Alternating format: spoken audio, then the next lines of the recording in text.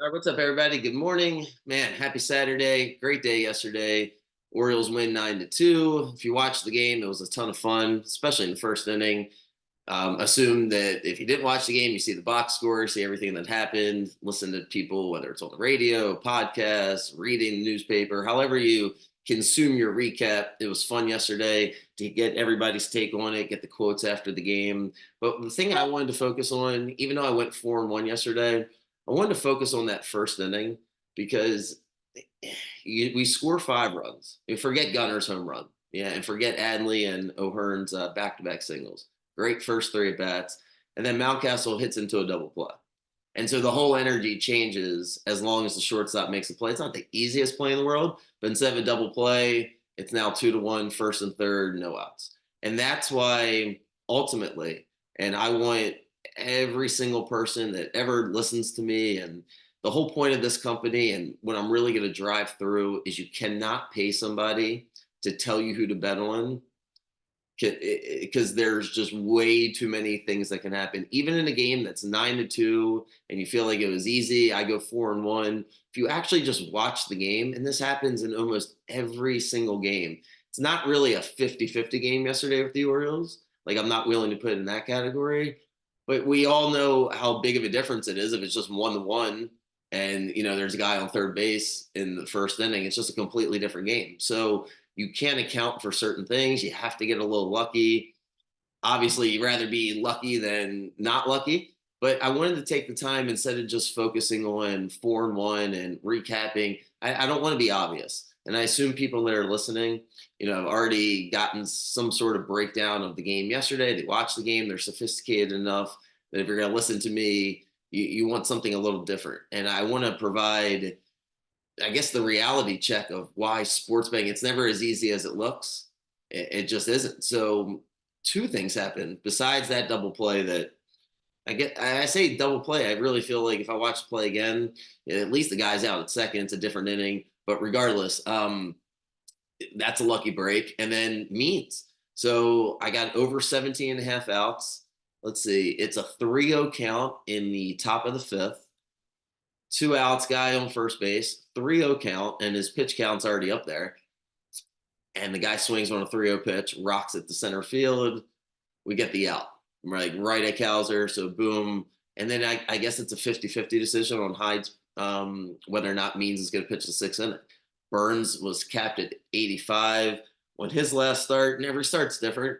The arm's different. Every guy feels different. Luckily, he lets Means go out there. I'm like, oh my God, this is great. Gets the first 2 guys out quickly.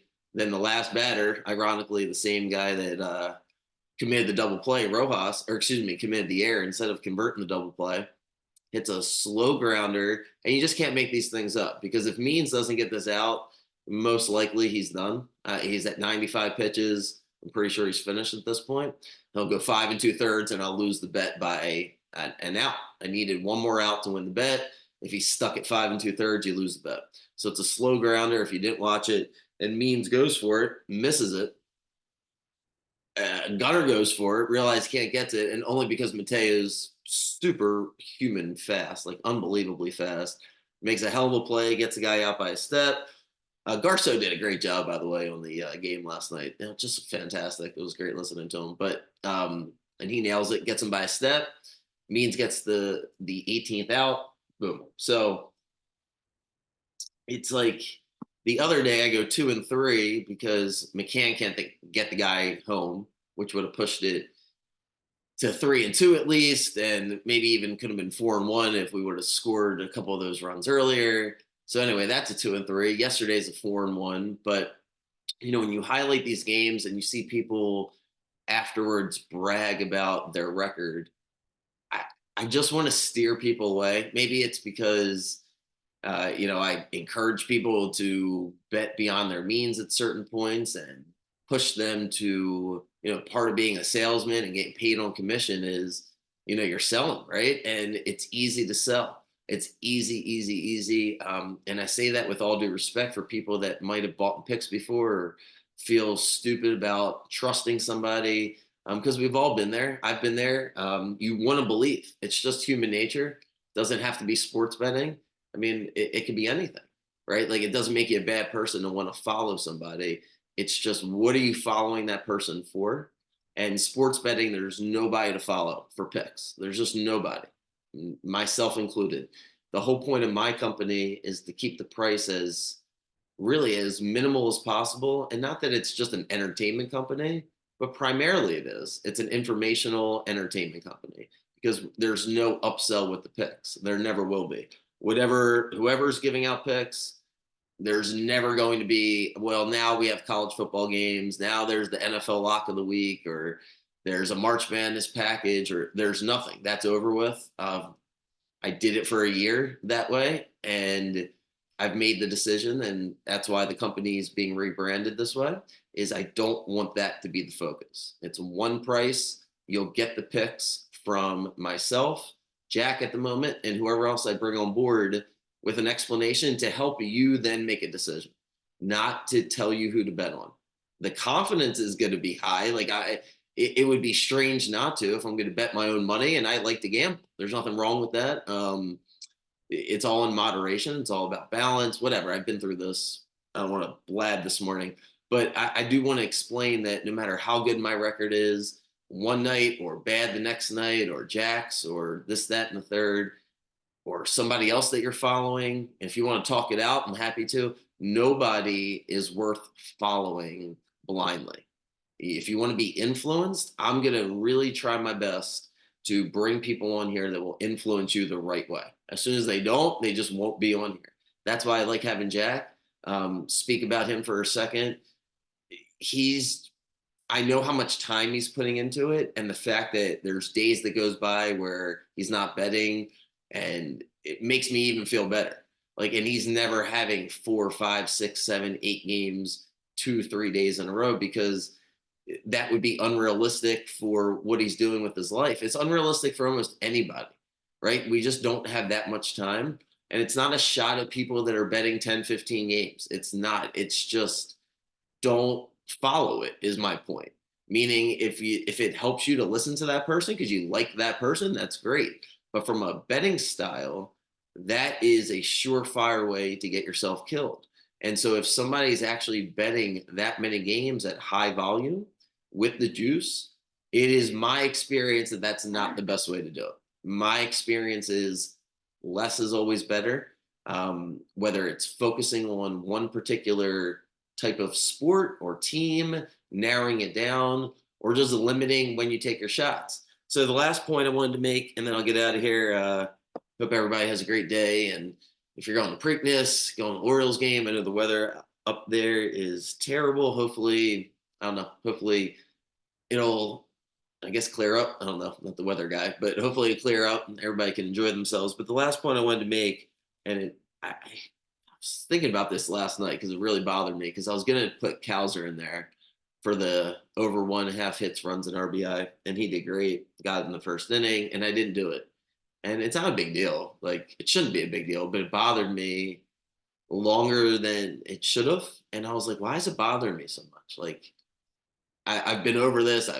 There's only been 10 million bets that this has happened where, the fear of missing out is annoying, where if you don't bet on it, you almost root against it. It's like, but I can't root against Cowser. Like, that doesn't make any sense. So whatever. But I just couldn't shake it. It like really kept bothering me. And I was like, I know why it's bothering me because I'm on a losing streak.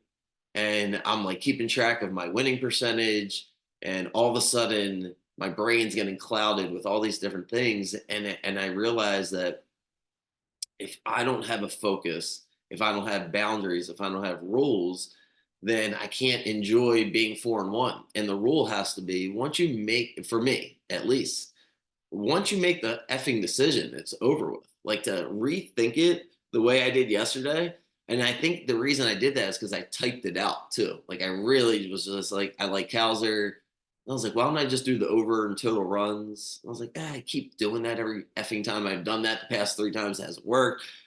All right, let's just do Cowser. And I'm like, no, just don't do either of it. Just let it go at 5, whatever. So Westberg, of course, hits the ball 103 miles an hour, right to center fielder, instead of getting the single in the first inning.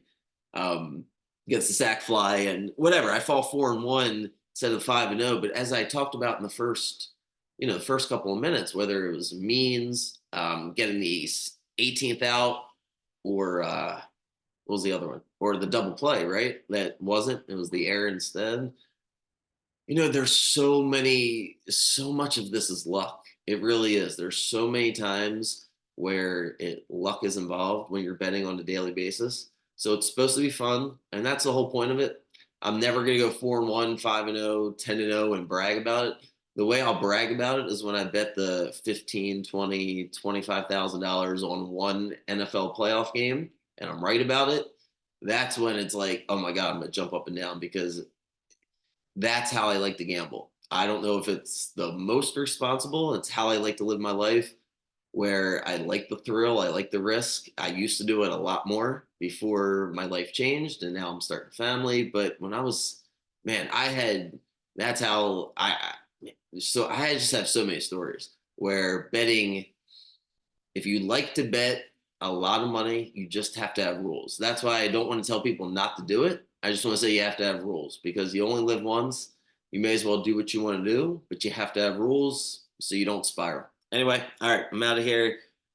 Orioles, hopefully they play. If not, well, let's just speak into existence that they play. Preakness goes on. Hope everybody has a great day. I'll be here in the morning. If the Orioles don't play, I probably won't be just because I don't want to. I don't know. I don't have strong opinions these Pacers Knicks game or the T Wolves Nuggets. I'll enjoy watching it, but I don't know. I'll have an opinion like after the game, but going into it, it's like, yeah, I didn't see the Nuggets losing by 40, so who knows? All right, see you guys.